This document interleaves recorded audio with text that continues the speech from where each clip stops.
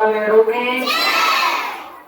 आप सभी को पता है, you all know that already कि दशहरा के कुछ दिनों के बाद में दीपावली पर्व का आयोजन प्रति वर्ष न केवल भारत देश में बल्कि अन्य देशों में होते हुए आया है और होते रहा है, जिसका विद्यालयों में ऐसी परंपराएं रही है कि स्टूडेंट्स को दिवाली के विषय में जानकारी देने के लिए कि दिवाली का फेस्टिवल क्यों हम लोग सेलिब्रेट करते हैं, इसलिए एक परंपरा रही है कि हम लोग प्री दिवाली फेस्टिवल्स को सेलिब्रेट करें, मनाएं अपने विद्यालयों में, ताकि हम उसके बारे में सीख सकें। इससे पहले दशहरा हुआ था जिसमें रावण की मृत्यु हुई थी, रावण का वध किया गया था, जिसमें आप सभी लोगों ने अपने आसपास के गांवों में जहां दशहरा का त्योहार या पर्व मनाया जाता है वहां पर गए थे।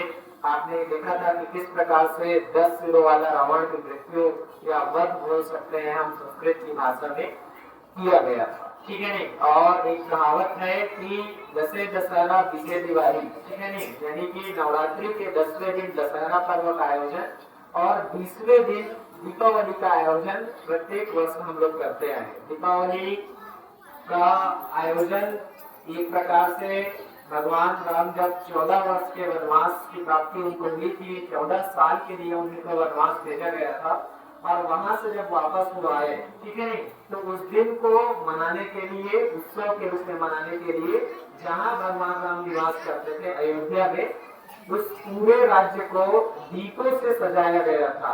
और हमारे पास में पूर्व से हमारी ऐसी परंपराएं रही है कि before we start anything auspicious, we always light the auspicious light। यानी कि जीवन में जब भी हम किसी भी नए कार्य की शुरुआत करते हैं या नई चीज प्रारंभ करते हैं तो हम दीप प्रज्वलित करने के साथ ही करते हैं। जैसे इसके पूर्व में यहाँ पर कार्यक्रम हुई तो सबसे पहले आपने देखा कि भगवान के नाम के उच्चारण के साथ साथ में दीप प्रज्वलन का कार्यक्रम यहाँ पर किया गया, क्योंकि दीपक प्रतीक है अज्ञानता से ज्ञान की ओर, अंधकार से प्रकाश की ओर। और बहुत सारे उसमें देखा जाए तो दीपक के पास में अनंत शक्ति है और दीपक को एक शक्ति का स्वरूप माना जाता है, ठीक है नहीं। इसीलिए हम दीपावली में भगवान राम के स्वागत के लिए क्या करते हैं, दीपक जलाते हैं। जैसे आपके घर में जब कोई मेहमान आता है, ठीक है नहीं, तो आप अपने घर की साफ सफाई पहले से करके रखते हैं। अगर आपको बता दिया गया है कि टीचर आपके यहाँ संपर्क में रहेंगे विजिट में, तो आपका ये जनरली रहता है कि आप अपने घरों को साफ करके रखते हैं, रखते हैं नहीं रखते हैं, ठीक है नहीं। तो जब कोई टीचर आता है या सामान्य लोग आते हैं तो थोड़ी सी सफाई होती है घरों की। और जब कोई विशिष्ट आदमी आता है, अगर मैं आपको बोल दूं कि आपके घर में देश का प्रधानमंत्री नरेंद्र मोदी आने वाला है, ठीक है नहीं, तो आपके घर का कलर बदल जाएगा, ठीक है नहीं। आपके माता पिता आपके घर के कलर को व्हाइट से क्या कर देंगे, ग्रीन कर देंगे। जो प्लास्टिक का चेयर रहेगा वहां पर आप सोफा लगवा देंगे, क्योंकि वो देश के प्रधानमंत्री है, ठीक है नहीं। तो जब देश के प्रधानमंत्री के लिए या सामान्य लोगों के लिए इतना सेवा और स्वागत का हम व्यवस्था करते हैं, प्रबंधन करते हैं, तब तो वो इस संसार के भगवान है, राम है, ठीक है नहीं। तब उनके आगमन में हमें न केवल अपने दिखावे के लिए सफाई करनी चाहिए, बल्कि आंतरिक रूप से भी आपको स्वच्छता की ओर से वो चलने की प्रेरणा देनी चाहिए, क्योंकि भगवान राम को मर्यादा पुरुषोत्तम कहा जाता है कि कब किस परिस्थिति में कैसे उस जगह को हैंडल करना है, उस सिचुएशंस को हैंडल करना है और मर्यादा में रहकर हैंडल करना है, तरीकों में रहकर के हैंडल करना है, ये उनको आता है। भगवान का ही स्वरूप था राम, जो पृथ्वी का अवतारित हुआ था, उनको इस सच अवतार लेने की कोई आवश्यकता नहीं थी, लेकिन उन्होंने केवल इसीलिए पृथ्वी पर जन्म लिया था, अवतार लिया था, ताकि लोगों को बता सके कि जीवन कैसे जिया जाता है, ठीक है नहीं। आपको उनसे सीखना चाहिए। जगह जगह आजकल रामचरितमानस का प्रवचन होता है, ठीक है नहीं, रामायण का प्रवचन होता है।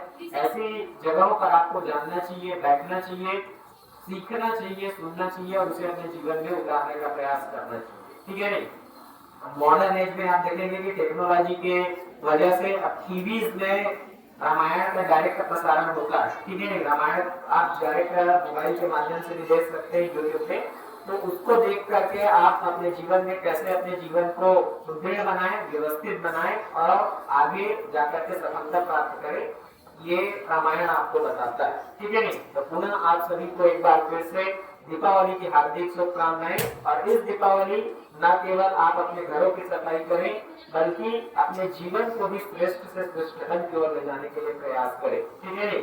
जो हिंसा है, बुराई है, निगेटिव थॉट्स है, नकारात्मक विचार है, जो आपके निगेटिव हैबिट है, नकारात्मक आदतें जिसको आपने बनाई है, जैसे सुबह लेट से सो करके उठना, किसी को गाली देना, या अपने घर में ज्यादा पैसे मांगना, टीचर्स का रेस्पेक्ट नहीं करना, या टीचर्स के द्वारा दिए गए गाइडलाइंस का पूर्ण रूप से पालन नहीं करना, ऐसे नकारात्मक विचारों को आप इस दिवाली में त्यागिए।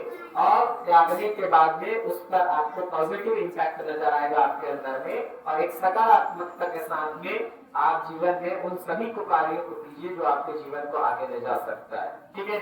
और इसी संबंध में एक पंक्तियां है कि तोड़ना है हर पिंजरा, हमारी उड़ान अभी बाकी है। तोड़ना है हर पिंजरा, हमारी उड़ान अभी बाकी है, बाहर खामोशी सही, भीतर कई तूफान अभी बाकी है।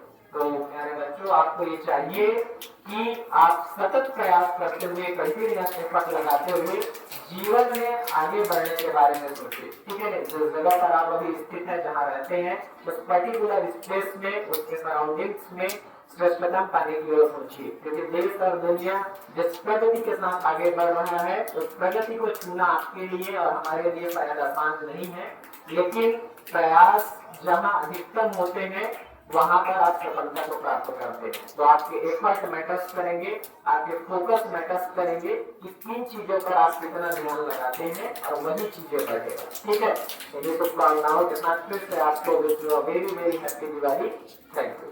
अब दोनों हाथों को ऊपर करके एक बार जय बोलेंगे, भारत माता की, भारत माता की, धर्म की, धर्म की, धर्म का, प्राणियों में विश्व का, गौ माता की, गौ हत्या, सत्य सनातन धर्म स्वरूप स्वामी कृपात्री जी महाराज की, अपने अपने माता पिता की